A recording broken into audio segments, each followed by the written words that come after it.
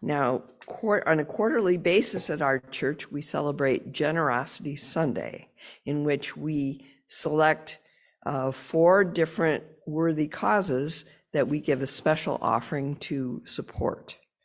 And today is one of those Sundays. And excuse me, today, hold on, we are privileged to have with us the founding AACORN parent. Wait, I skipped something. I want to explain to you what our Generosity Sunday is. Our Generosity Sunday recipient for September is AACORN, AACORN, the Adult Agricultural Community Options for Residential Needs. In 2011, parents of individuals with autism spectrum disorder, ASD, dreamed of appropriate housing, meaningful work, and therapeutic activities for adults with ASD in Southwest Michigan. Driven by the need to serve adults who are no longer supported by school systems, the group formed AACORN Farm Incorporated, now simply known as AACORN.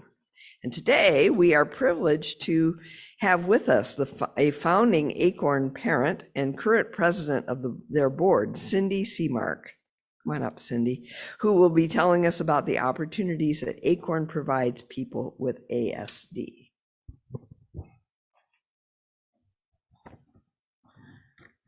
Thank you. Oh, you moved it down, didn't you?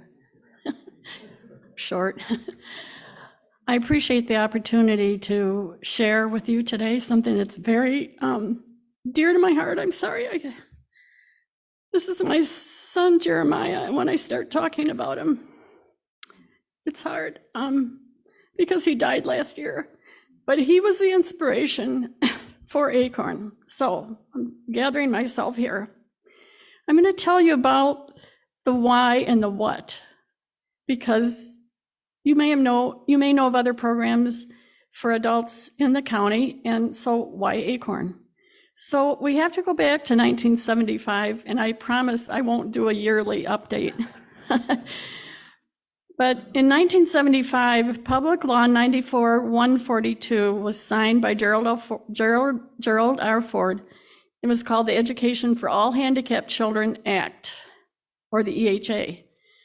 It guaranteed a free, appropriate public education to each child with a disability in every state and locality across the country. Then in 1990, the act was reauthorized in Congress, and as many things, have different iterations, the name changed to Individuals with Disabilities Education Act, or IDEA, to use a more contemporary and respectful term. So as you probably know, federal laws are mandates, not suggestions. They are entitlements like Social Security. So schools were and are still required to provide special education no matter how small the district. And in most states, this is through age 21. In Michigan, we're very fortunate. It's the only state to allow students to attend special ed through the age of 26.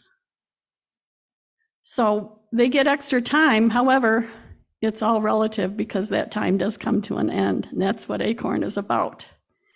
So regardless of the age limit, the entitlements end in that state when the age limit is reached, and parents are typically unprepared for the services cliff, as many of us have come to understand it, where you have beaucoup services all their school life, including all kinds of therapies, and then like speech, PT, OT, psychological services, whatever they need, including the appropriate education.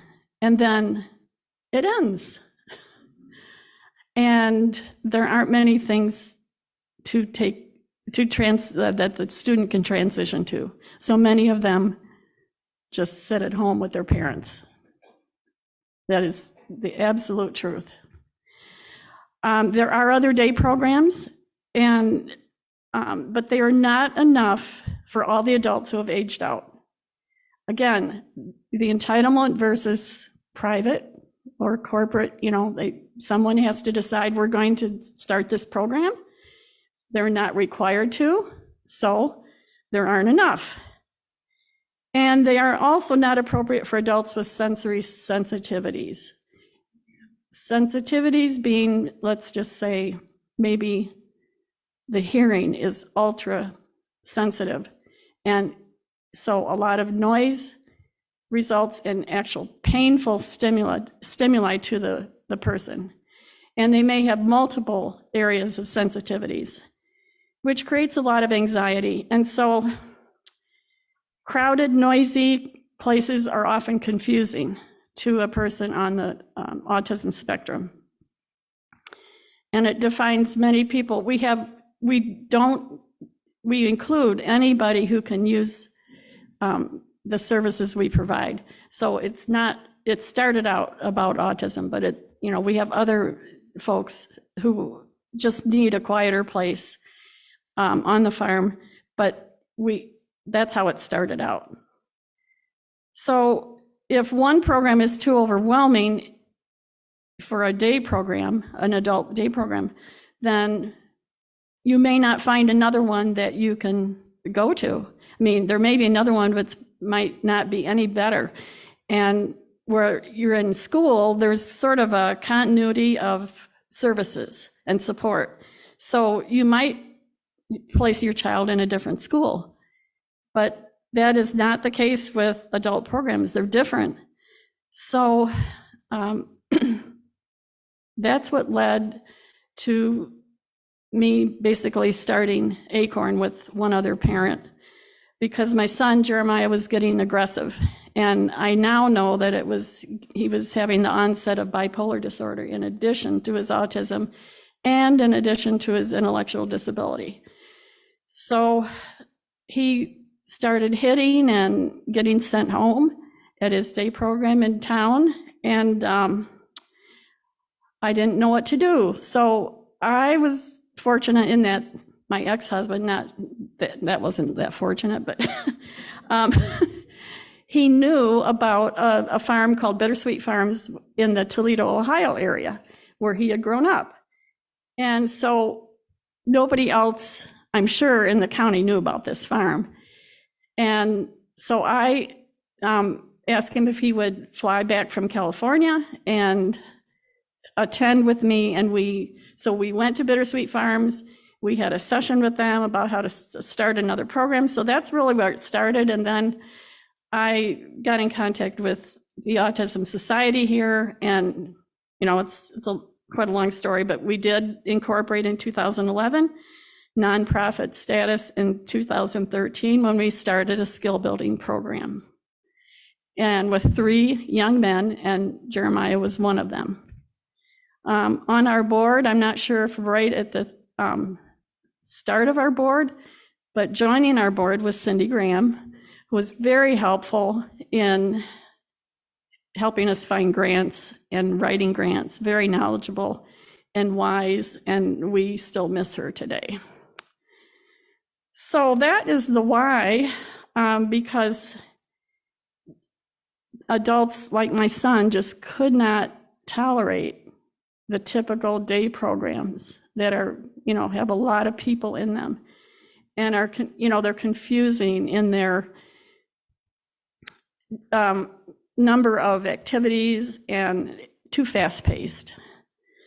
So AACORN, we started with just renting farm space. It was always going to be about farming, gardening and animals.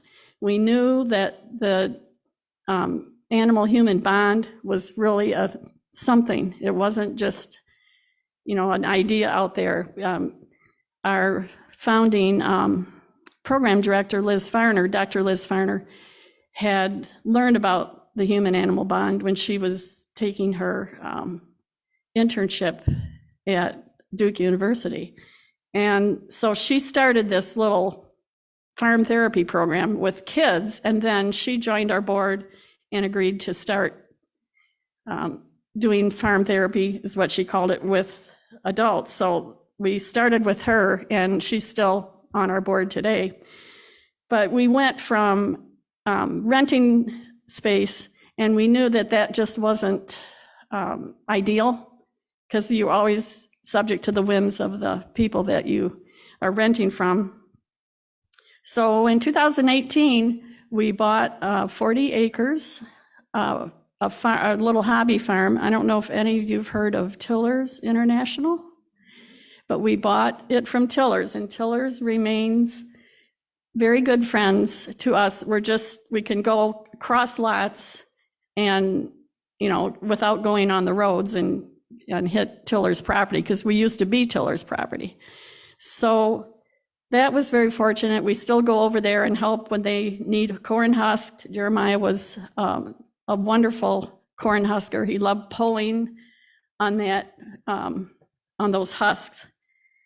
So we now have a 40-acre farm with a large barn, a smaller barn, all-season activities building, a house where caregivers live, because the animals have to be taken care of when we don't have program hours, and other outbuildings. We have goats, chickens, pigs, cats, and 1 rabbit.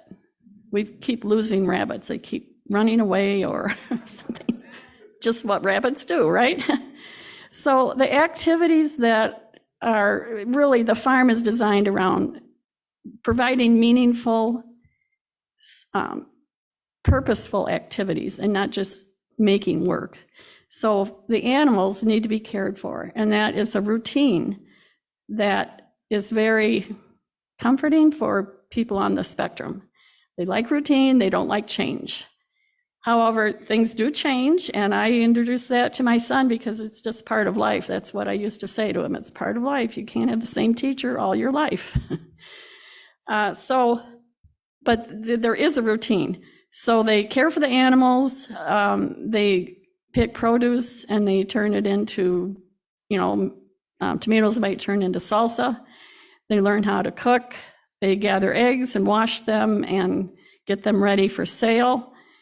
They milk goats when the goats are in season or have had kids, and then they make goat milk soap and dry mixes to sell and other little products. So they have opportunities to get physical exercise by walking every day. When they come in, they take a walk, and it just sort of unravels people. It just calms them down. And they also clean out stalls for the animals. They, run wheelbarrows here and there. They put the hay in the barn. So we really encourage physical activity, but we provide a slower pace with expectations tailored to the individual. So, and then the staff is right alongside the person or a little group of people. So they're not just standing there with a clipboard saying, do this, do that. They get into it, they put their big, tall, rubber boots on just with the other participants. And so they do what has to be done. And together, then, they accomplish a lot. We teach life skills that promote independence, such as cooking, cleaning, cooperation with others, and appropriate social interactions. Social interactions are a very, not a natural thing that come to people on the spectrum. They typically avoid other people, and they like being by themselves, but in the end, we're all people and we all have needs, and they need to feel like they belong and know that they belong, and they do belong at AACORN. And so they form their own little community. It might not look the same as what we might be sitting around chatting, but sometimes I do see them sharing jokes and talking about the puzzle they just did. So it's really impressive to me, because really when Jeremiah started going to AACORN, he made the first friends he's ever had in his life, because they get each other. And don't we want to be around people who get us? So our motto is expanding options and building community. They have many choices when they come in. There are certain things that have to be done, but someone might say, well, I want to work with the chickens I want to feed the chickens today. And we have one young man who actually likes to carry them around. The goats are a big favorite. They're like big dogs, big friendly dogs, some of them who chew on you. But they have choices, and the activities change, but also stay the same. Building community, they go out into the community and give some of our produce away, or go to farmers markets to sell our soap. They also have built a community among themselves, which to me is just, it's just means so much. So the legacy that, we also have a plan. We have a committee now that is working on residential, so that there will be a few buildings there, units for people who want to live right on the property. And it's, as you know, any kind of building plan like that it's a huge undertaking. So if any of you are specialists in construction or any kind, fundraising, we sure would need help on that committee, and we would welcome it. So struggles, as you know, often birth positive things, or they can if you allow them to. So Jeremiah's struggles really birthed AACORN, because if he had continued to do well in his day program, I might not even be standing here. AACORN might not have even started, because I was out of options, and I was looking around, and I just, happened to talk to my ex-husband, and so it went. But when I heard about the program and I saw what they were doing in Ohio, I just said, well, we have to do this in Kalamazoo County. So he, from about 2012, for about 10 years, he did well. He was diagnosed with bipolar, as I said, but he was on the right medications. But from the winter and spring of 2022, he was becoming dysregulated again. He was unpredictable, aggressive, impulsive, restless, with a dark mood. And I had to pull him out of AACORN program. And he might have come for one afternoon a week, but he had to have one-on-one. He had to have someone with him at all times, because he was just sort of out of control again. So on March 11, 2022, he choked on food while eating lunch. And that's the start of a 6 weeks spiral down, spent in the hospital, ultimately succumbing to aspiration in his lungs, and basically worn out over what he had done to himself, pulling out IVs, and because he didn't understand why he was there. And what was done to him in the hospital, many mistakes were made, so I'm working on that now. I wish I didn't always have to tilt at windmills, but this is maybe the last windmill I'll tilt at. But currently working on trying to get a meeting with some of the hospital staff administration to talk about why people out of the norm are treated differently in hospitals. I'm convinced of that. Older people, people with disabilities, people of different colors.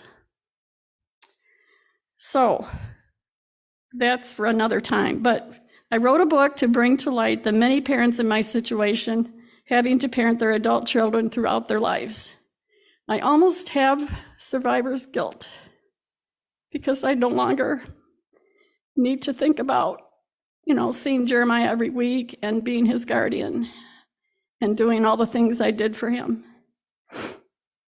But I know, even though people say this, I do know he's in a better place, because he struggled all his life, and he especially struggled in the hospital. So these are the adults we support at AACORN, and this helps their families as well. So it really transforms lives. And I have a table back there with a couple more photos. We planted a tree in his memory, a bur oak tree, native to Michigan. We also have a tree out there planted in Cindy's memory. You can read the plaque in the photo that's back there. I have samples of our goat milk soap, and I have some books if you want to purchase. I have some literature about AACORN, and it would have our website on it, so if you want to explore that further or ask questions later, I'd be happy to answer them and even arrange a farm tour. Thank you.